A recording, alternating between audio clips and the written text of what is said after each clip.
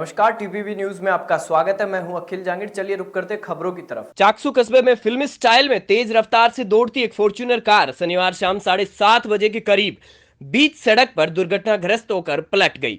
इससे पहले जयसिंहपुरा गांव में NH 12 पर एक राहगीर को कार ने चपेट में ले लिया था। इस हादसे में घायल राहगीर को चाकसू के राजकीय सैटेलाइट अस्पताल में भर्ती कराया गया, जहां चिकित्सकों ने प्राथमिक उपचार के बाद जयपुर रेफर कर दिया। घटनास्थल पर प्रत्यक्षदर्शियों की माने तो टोंक से तेज रफ्तार में चाकसू की तरफ आ रही फॉर्च्यूनर कार बीच सड़क में पलटी खा गई। चाकसू पुलिस ने मौके पर पहुंचकर कार को जब्त कर क्रेन की मदद से थाने ले आई और घटना की जांच शुरू कर दी। डीग उपखंड क्षेत्र में शनिवार की अलसुबह तेज बरसात के साथ हुई ओलावृष्टि से फसलों को भारी नुकसान हुआ है, जिसको लेकर डीग क्षेत्र के किसानों ने फसल खराबे के मुआवजे की मांग को लेकर सदर थाने के सामने रोड पर जाम लगा दिया, जिससे सड़क के दोनों ओर वाहनों की लंबी कतार लग गई। सदर थाना अधिकारी CI रघुवीर सिंह ने किसानों से समझाइश कर जाम हटाने की अपील की। साथ ही उन्होंने किसानों को आश्वासन देते हुए कहा कि सरकार आपके साथ है। वहीं हम शनिवार से ही फसल खराबे की गिरदावरी कराकर रिपोर्ट जिला कलेक्टर के माध्यम से राज्य सरकार को भिजवा देंगे। थाने रामबाग, गिरसे, खोरी, सहारई, सोरावली, नसवारा एवं जनूथर बेल्ट क्षेत्र में पूरी में भारी तादाद में नुकसान है। ओलावृष्टि से फसल का करीब 95% नुकसान हो चुका है। किसानों में इस तरीके की भारी परेशानी और मायूसी महसूस हो रही है। अभी आपने रोड जाम किया था, वो किसके आश्वासन पर समाप्त किया आपने? हमने SDM साहब के आश्वासन पर समाप्त किया था। SDM साहब ने हमें यह आश्वासन दिया है कि मैं खसरा गिरदावरी करा रहा हूं और सरकार से मेरी बात चल रही है। कलेक्टर साहब महोदय के द्वारा मैं आपके लिए पूरा आश्वासन देता हूं कि आपकी पूरी मदद करी जाएगी। सरकार ने क्या मांगे आपकी? सरकार से मांगे कि हमारे किसानों के लिए मुआवजा दिया जाए। कितना? जितने हमारा उसमें नुकसान हुआ है। आपका नाम? मेरा नाम भीम सिंह, गिरसे वाले।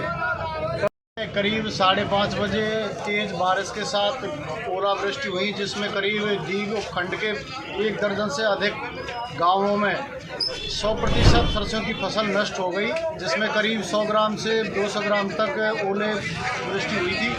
आसपास के गोरी, गिरसे, बहतानो, नारायणकट्टा, बंदा, सायपुर, बरई, सोरावली, सहारई, नसवारा, जनूतर आदि डीग तहसील के उपखंड के करीब 1 दर्जन अधिक गांवों में सारी सरसों की फसल चौपट हो गई। किसानों में काफ़ी रोष है। किसानों का सबसे बड़ा संकट क्या है, हम इस वक्त सरकार से मांग करना चाहते हैं कि किसानों को पूर्ण गिरदावरी करा के संपूर्ण फसल का मुआवजा मिले।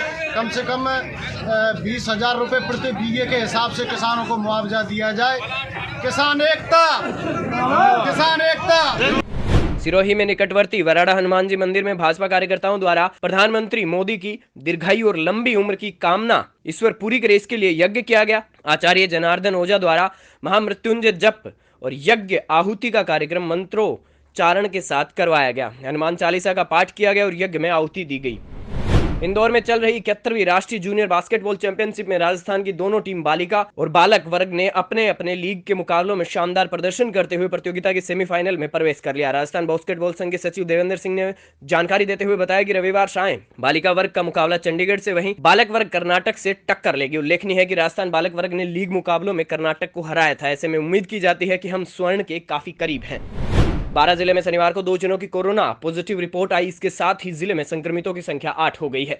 Deputy CMHO doctor Akbar Ali Bohra ने बताया कि शहर के तालाबवाड़ा निवासी एक महिला और मोतीपुरा छबड़ा के एक व्यक्ति की कोरोना पॉजिटिव रिपोर्ट आई है। इनके संपर्क में आए व्यक्तियों की सैंपलिंग कर जांच के लिए भेजी गई है।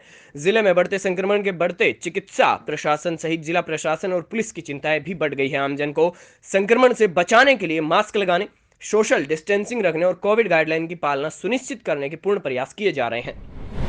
12 जिला अस्पताल में तंबाकू, बीड़ी, सिगरेट, गुटखा लेकर अंदर जाना अब आसान नहीं है। चिकित्सा प्रशासन द्वारा जिला अस्पताल को तंबाकू निषेध क्षेत्र बनाने के लिए अब अस्पताल परिसर के अंदर इन वस्तुओं का प्रवेश वर्जित कर दिया है। अस्पताल PMO के आदेश पर अस्पताल गेट पर अब ऐसे संदिग्ध व्यक्तियों की तलाशी ली जा रही है जो गुटखा, बीड़ी, सिगरेट का सेवन करते हैं और अस्पताल परिसर में गंदगी फैलाते हैं। अस्पताल परिसर में दीवारों पर पीक थूकने से फैली गंदगी पर PMO डॉक्टर राजेंद्र मीणा ने संज्ञान लेते हुए ये आदेश दिए हैं। 12 में शनिवार को खाद्य सुरक्षा अधिकारी अरुण सक्सेना द्वारा शुद्ध के लिए युद्ध विशेष अभियान के अंतर्गत शहर के प्रताप चौक के विभिन्न फेमस कचौरी, समोसा, इमरती की दुकानों का निरीक्षण करते हुए मैदा कचौरी, दही और रिफाइंड सोयाबीन तेल के नमूने दिए गए, जिनको जन स्वास्थ्य प्रयोगशाला कोटा भिजवाया जा रहा है, जहां से जांच रिपोर्ट प्राप्त होने के बाद ही कार्यवाही की जाएगी। बारा शहर के भगवान समोसा की गली कर्माजी के कटले में स्थित एक क्रोकरी आइटम के गोदाम में अचानक आग लग गई, जिससे हजारों का सामान जल गया। जानकारी के अनुसार शहर के मनिहारी आइटम विक्रेता संजय पारिक ने क्रोकरी आइटम के गोदाम में शनिवार शाम को अचानक आग लग गई। गोदाम मालिक संजय पारिक ने बताया कि गोदाम में शॉर्ट सर्किट हो जाने के कारण आग लगी है। गोदाम से धुआं निकलने की सूचना पर मौके पर पहुंचे और पड़ोसियों की सहायता से आग पर काबू पाया गया। बारा शहर में महिला मंडल द्वारा मनोहर घाट नंदिनी गौशाला शिवाजी कॉलोनी में आयोजित भागवत कथा में चौथे दिन बाल संत शिव वैष्णव राम द्वारा भगवान श्री कृष्ण जन्म की कथा का वाचन किया। साथ ही राम सीता का विवाह का भी वाचन किया। कृष्ण जन्म उत्सव में संत शिव वैष्णव महाराज संगीत के साथ विभिन्न प्रसंगों का वर्णन किया, जिससे भक्त झूम उठे।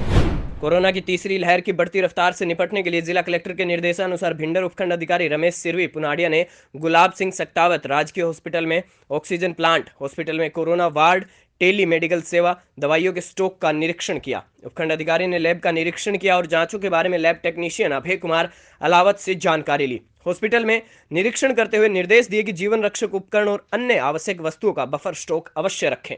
हॉस्पिटल को चेक किया है। हमारे पास 200 LPM का ऑक्सीजन प्लांट है। हम 40 बेड पे ऑक्सीजन सप्लाई करने की स्थिति में हैं, क्योंकि हमारे पास 40 बेड भी है और ऑक्सीजन की जो स्थिति है वो भिंडर में अच्छी है अभी।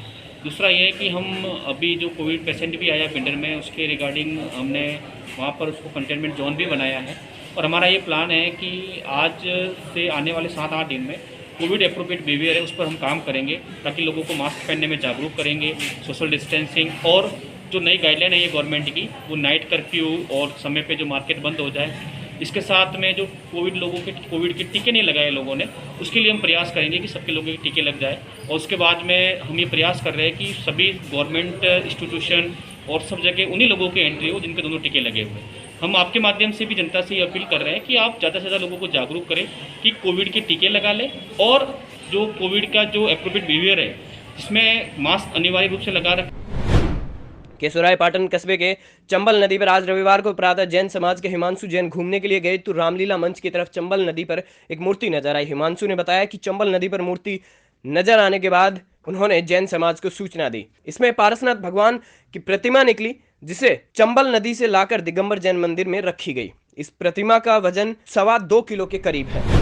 नैनवा के डोकुन ग्राम पंचायत के ग्रामीणों ने मीणा समाज अध्यक्ष बनवारी लाल मीणा और वार्ड पंच फोरीबाई के नेतृत्व में ओलावृष्टि से नैनवा पंचायत समिति क्षेत्र में हुई फसलों के नुकसान का सर्वे करवाकर मुआवजा दिलवाने की मांग को लेकर नैनवा एसडीएम शिवराम को ज्ञापन दिया है। ज्ञापन के माध्यम से बताया कि तेज वर्षा के साथ ओलावृष्टि होने के कारण खड़ी सरसों, गेहूं, चना की फसल नष्ट हो गई है। मौके पर जाकर फसलों का सर्वे करवाकर नष्ट फसल का मुआवजा दिलवाया जाए, जिस पर उपखंड अधिकारी ने कार्रवाई का आश्वासन दिया। बुलेटिन में फिलहाल इतना ही। आप देखते रहिए टीपीवी न्यूज।